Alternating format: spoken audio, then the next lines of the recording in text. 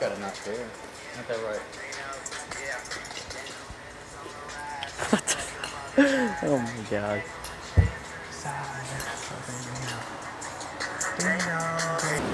What's going on, everybody? Gabriel right here, representing the movement towards improvement. We are out here, Woods Valley Golf Club. First off, I'm not sure what we're doing with this video, but if you guys are down here in San Diego and want to come play Woods Valley, just use the promo code JuniorWorld and you'll get 10% off your next round. So thanks for the head pro, Grant, for doing that for you guys.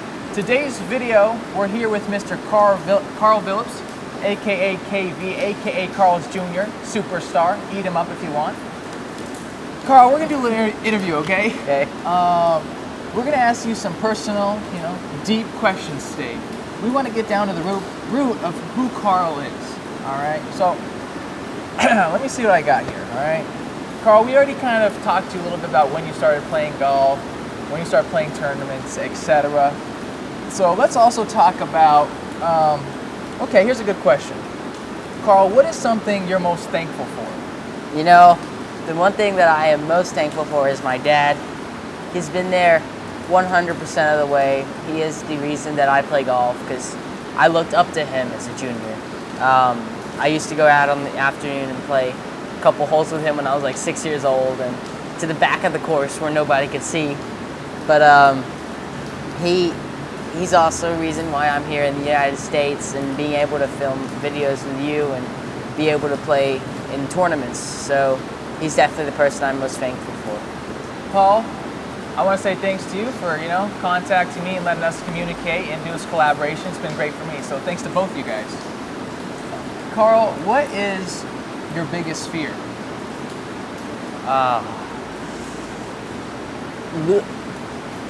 Losing by a stroke in a major tournament. Missing like a 3-footer? Yeah. Oh boy, that's my biggest fear too. Like his dad. Oh god, just that 3-footer just lips out. Oh god. Okay, I like that. Okay, what's your hobbies, and do you read any type of golf books? Okay. Let's start off with the first part. I do not read golf books. Okay. I do not like reading. I can definitely relate to that. It's my least favorite subject in school is the English class. But hobbies, tennis. I just started picking that up because I go to Saddlebrook Academy, which is a tennis majority. I got into that pretty quick. And then basketball. I like basketball a lot. And video games. When I had an Xbox, I was on that pretty much after golf every day for like a couple hours. Now, Karl, let me ask you this. I obviously, beat you in golf. Do you think you could beat me in basketball or any other sports? I don't know. You probably couldn't. Next question. We should go to like an indoor gym and just do a little like regular vlog, little basketball. That's my specialty. Karl, what's your plans for the future? Like, if you could kind of pick out a perfect scenario on what the next 5 years would look like for you, what would you like to do? Well, obviously, go to college, play a D1 school. Like somewhere in the South is perfect. Like Arizona. I like hot, dry places like Las Vegas. In Florida, it gets humid and rains every day. Okay. So I want to be in the South somewhere, and then either go for 2 years or 4 years. Just depends on how my golf is progressing. If I feel like I can turn pro after 2 years, I'll try to go on web.com or get exemptions into PGA tournaments. Ideally, exemptions into PGA tournaments like Jordan Spieth, but that would pretty much be my 5 years of perfect reality. Okay, Karl, here's a question. Who is your favorite golfer and why? I just got a favorite golfer. Okay. Jordan Spieth. Okay. It's the first golfer I really idolize. Just everything he does, the way he plays golf, especially his mental, the way he thinks his way around the course.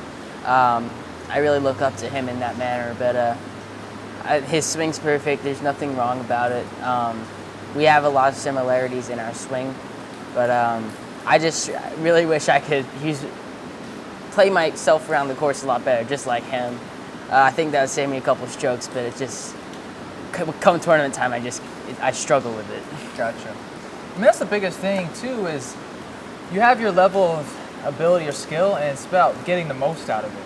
And that's like you're saying, what's something you've already learned, something you've already improved at, is as you continue to play in different tournaments in different state at different courses, you'll be able to, work your way around any course. You'll have seen them all or seen something similar, and you'll be able to draw off those past experiences and be a very smart golfer, like me. And how I play, I got the most everything out of my round at Morgan Run. I mean, very smart. You gotta know how to where the correct roofing is, to bounce it off into the fairway. Well, this is something I can talk to you guys about. Is people always ask me, and sure you guys as well, is like, Gabe, how do I be consistent? Like people always want to shoot these consistent scores, and I have this really bad round, and it's so funny to me because if you look at, let's say, the scorecard of the tournament leaders, it's like all their scorecards are different. Like they could have bogeyed the easiest hole and birdied the hardest hole, and it's not like these holes where everyone kind of birdies and everyone kind of bogeys. It's time to actually get it done. That's the beauty of golf, is that there's so much variety, and the day could be so different. You could be out with the putter. Like you birdied index 1, I think, on 2 of the rounds. 7? Yeah. There is no set way it's going to get done for the day, and that's like you have to be able to be spontaneous and kind of be where you're at and get the most out of it. I think that's awesome. So, okay, another person asked, is there a huge difference between Australian courses and America courses? Man, the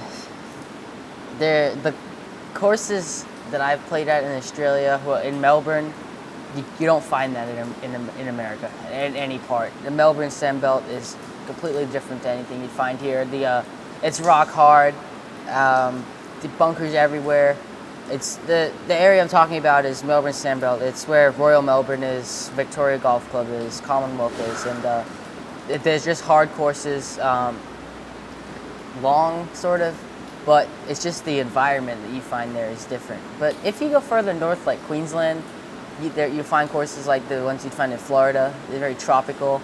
Western Australia, in Perth, where I was, you find courses. I played on a course on the ocean, so it's kind of like Torrey Pines a little, except with not as much sand. But courses, it depends really where you go.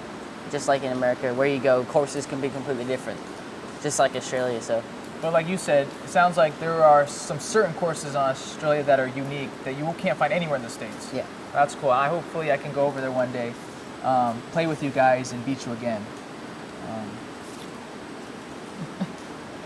See, the guy, like the Lord knew if we played today, I would lose. And he said, Gabe, if you play, Karl could go out there and shoot 600 and it's going to look horrible for you. I'll throw a couple, like just a huge ass storm your way. The only storm in the summer, so you guys can't play and you're good to go. You leave winning. Like, it's just thank you. Thank you, God. Okay, enough of that. Karl, what's one of the things, if you have you ever seen yourself or realized or been aware of something different within yourself that's different than the other players that you've played with? You're like, you know what, I feel like a little bit more mature in this area. Or I feel like this is a strength I have compared to some of the other players you've... Yeah, I think that one of my strengths I have against some of the other players is that I have the fight to keep going, even if my round's down. Also, I have that advantage of more than half of the field because of my distance and my wedges. But the distance on some of the courses I play isn't as important as the accuracy. Like I went out yesterday and played on a course I played when I was 10 years old. And I could drive all the par fours, but I still shot 2 under. Gotcha. And, but the advantages I have over most of the fields are my distance and my wedges. And that can really help on longer courses, like if I was to play in the U.S. Junior Am, it would really be an advantage. One of the things you talked about, actually, let's go back to the first part, is kind of like your resiliency, your ability to never give up on a round where you can miss 4 or 5 short putts and you still shoot even, which is phenomenal, I think. Where do you think you got that from, that grit, where some players might start off bad and they emotionally give up on the round, they're done trying? Yeah, well, I'm always trying to, like this week or last week at the Junior Worlds, I was putting awful. Through the last 4 holes, I knew I wasn't going to win, so I tried to get that top 5 finish. I mean, it's not like I gave up, I just missed easy putts. I was trying to make them that they just didn't go in. but I still got that top 6. If I would have given up, I would have just went at everything hard, gone for every hole with driver. But, you know, I just try to keep that score level, so whatever the best outcome is, I mean, if I'm not going to win, I'm not going to go shoot 80 in the round. Yeah. I try to keep it in under par. Well, that's very impressive because I've caddied for a lot of players where they start off bad and they'll leave after 9 holes. I've caddied for players that we've left after 9 holes because they've done. They shoot 4 over in the front, like, okay, pointless. I've caddied for players where they shot 3 rounds bad and they didn't want to play the 4th day of the tournament. They're like, Gabe, let's go out in the town. Like, there's no reason to play anymore. And I'm like, hey, man, like, you're trying to like improve as a golfer. So tomorrow's a new day, and you need to work on, you know, what was going on earlier in the week and try to get something out of it. So I think that's really cool that, you know, you don't ever give up and you continue to fight. Karl, that's one of the things that impressed me the most is, I don't know, like, you're like a thick kid. You know, I'm like skin and bones. You got some nice, like, you hit the ball far is what I'm trying to say. And I was really impressed by that because I heard, you know, you guys told me you hit it far, and I was like, all right, he's 13 years old, he's way shorter than me. And then you were like, I mean, you're in it, like you say, carry 265. And I was like, holy shit, this kid is a far. Did you do any like type of training or drills, or is that just purely from growing up with older kids and just swinging harder at it? You know, yeah, well, when I was younger, like 8 to 10 years old in Australia, there was no 8 and under age groups. It was always 14 and under. So if I was going to be able to compete with the other kids, I need to hit it far. So I just really ate a lot of meats and that. I still do. But I needed to really get that core power, so I was able to hit the ball a lot farther, but also keep that accuracy there. So I was able to compete in some of the tournaments with the 14-year-olds, which I can still do now, but that's how I got all my power, and I found the way right now. Because I still play against some kids that are 13 years old and hit it 210 yards just because they haven't really hit that stage in their life, or they just really haven't been able to create that ability to use their core as much. Like, I have the unique double hip movement, which you can't really teach it. It just comes natural, and I've grown into that. Same thing Rory McIlroy has, and that just gives me a big advantage. Hey guys, thanks for watching that video. Karl and I actually had a 9-hole match play again, so stay tuned for that. And Karl just won a AJGA tournament, so Karl, congratulations. Keep up the good work. If you guys haven't already, go check out Karl's YouTube channel.